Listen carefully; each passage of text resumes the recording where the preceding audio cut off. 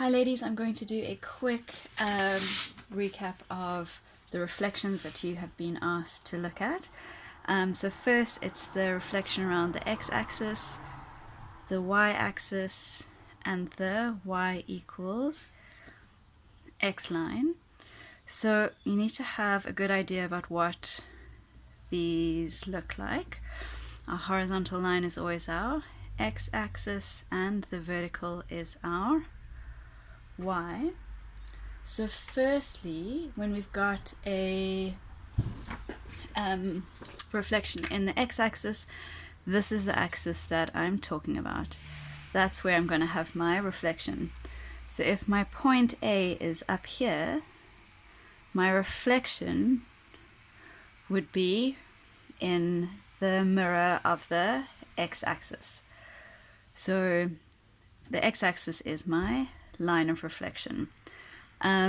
What is interesting here is that the x value of both of those points is the same. So x value stays the same. And the y value changes, but the only thing that changes is its sign.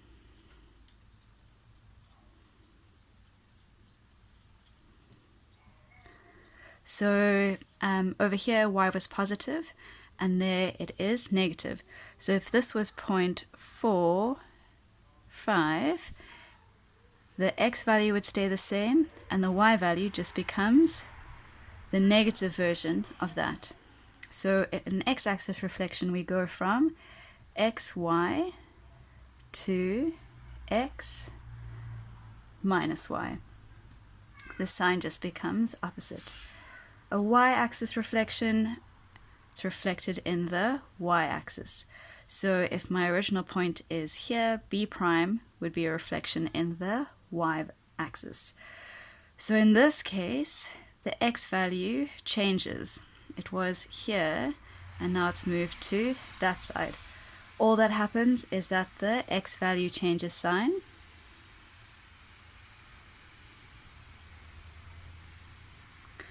The y value is exactly the same.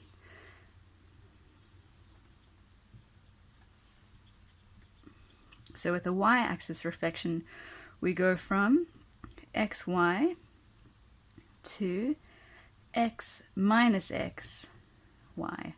Y stays the same, x changes value.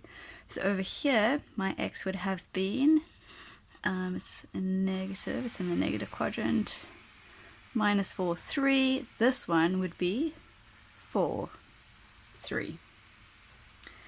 My y equals x line is when we've got this perfect 45-degree line of reflection. So if I have point C here, my line of reflection, my C prime, would be reflected in this line. So all of these green lines that I've drawn are like my mirrors. So in this case, xy goes to yx. The values just switch positions.